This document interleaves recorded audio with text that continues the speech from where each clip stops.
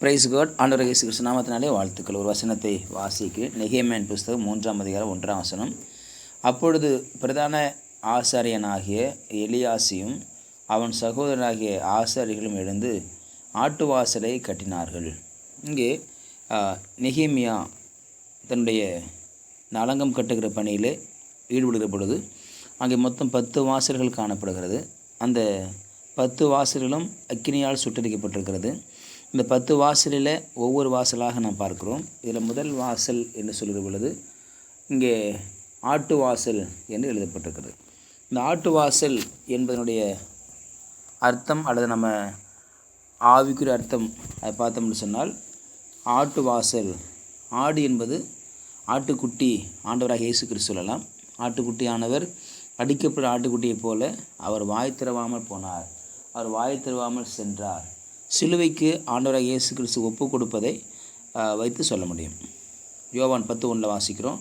மெய்யாகவே மெய்யாக நான் உங்களுக்கு சொல்கிறேன், ஆட்டு தொழுவத்திற்குள் வாசல் வழியாக பிரவேசியாமல் வேறு வழியாக ஏறுகிறவன் கள்ளனும் கொள்ளைக்காரனுமாக இருக்கிறான்.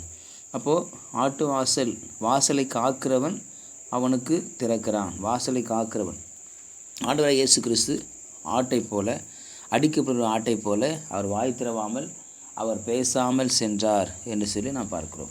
ஆகவே ஆண்டவராக இயேசு கிறிஸ்து இந்த பூமியில் ஒரு வாய் திறவாதவராக, ஒரு மௌனமாக இருந்தவராக, மனுஷனுடைய பாவங்களுக்காக மரிக்கும்படியாக, தன்னைத்தானே சிலுவைக்கு ஒப்புக்கொடும்படியாக இந்த பூமிக்கு ஆண்டவராக இயேசு இறங்கி வந்தார். ஆகவே தான் அவரை கொல்லும்படியாக அநேகர் சதித்திட்டங்களை தீட்டின பொழுதும் அநேகந்தரம் வாய் திறவாமல் இருந்தார். அவரோ பேசாமல் இருந்தார் என்று எழுதப்பட்டிருக்கிறது. அவரை குற்றம் சொல்லினார்கள், அவரை சீண்டினார்கள், பொல்லாங்கு சொன்னார்கள், ஆபத்தை சொன்னார்கள், அவரை குறித்து பிசாசாக இருக்கான்னு சொல்லி சொன்னார்கள். ஆனாலும் ஆண்டவராக இயேசு வாய் திறவாமல் இருந்தார். ஒரு ஆட்டுக்குட்டியை கொண்டு போகிற பொழுது அது எப்படி வாய் திறவாமல் இருக்கிறதோ, அதே போல் ஆண்டவராக இயேசு கிறிஸ்து வாய் திறவாமல் போனார் என்று சொல்லி பார்க்கிறோம். ஆகவே இந்த ஆட்டு வாசலை அவர்கள் கட்டுகிற பொழுது இது ஆண்டவராக இயேசு கிறிஸ்துடைய சிலுவை பாடு மரணத்தை குறித்து நாம் சொல்ல முடியும்.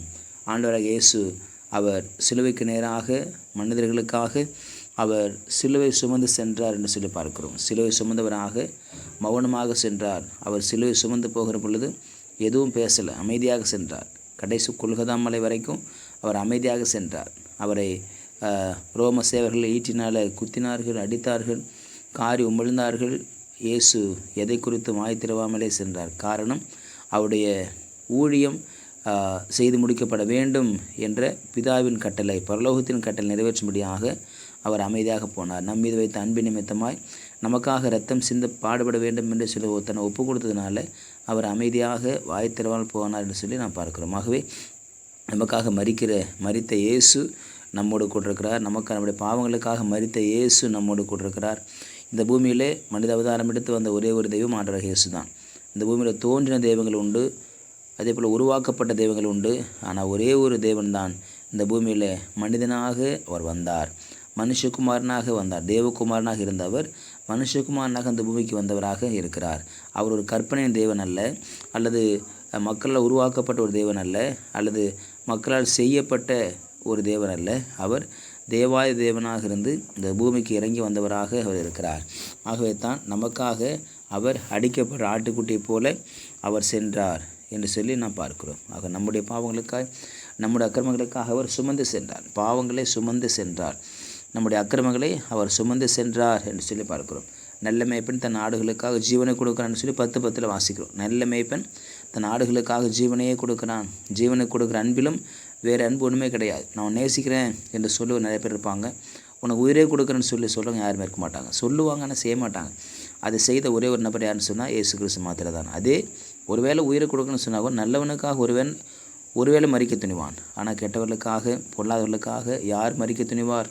இயேசு மரிக்க துணிந்தார். இயேசு மரிக்க தன்னை ஒப்பு கொடுத்தார்.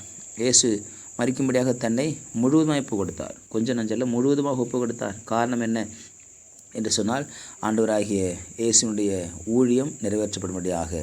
ஆகவே அவர் நல்ல மேய்ப்பனாக இருக்கிறார். நானே நல்ல மேய்ப்பன் என்று சொல்லப்படுகிறது. ஆகவே இந்த பூமியில் அவர் நல்ல மேய்ப்பனாக இருந்து அவர் நமக்காய் ரத்தம் சிந்தி மரித்தார் என்று சொல்லி பார்க்கிறோம். ஆகவே அந்த நல்ல தெய்வம் நம்மோடு கூட இருக்கிறார், நமக்காக ஜீவனை கொடுத்தார். அவருக்கு பின்னாக செல்லுவோம், நமக்கு நல்ல மேய்ச்சலை அவர் கொடுப்பார். ஜெபிக்கலாம். பரிசுத்த நாளுக்காக ஸ்தோத்திரம். கேட்ட வார்த்தை நன்றி ஆண்டவரே, எங்களுக்காக ஜீவனை கொடுக்கிற தேவனாக இருப்பதற்காக ஸ்தோத்திரம். ஜீவனை கொடுத்தீர். இந்த பூமியில் என்ன இருக்க அநேக மக்கள் அந்த உண்மை ரட்சகராக ஏற்றுக்கொள்ள கர்த்தர் கிருபை செய்வீராக. உங்களோட கருத்தில் தாழ்த்து இயேசுவின் நாம ஜெபிக்கிறோம் நல்ல பிதாவே. ஆமேன். ஆமேன். You will be succeeded.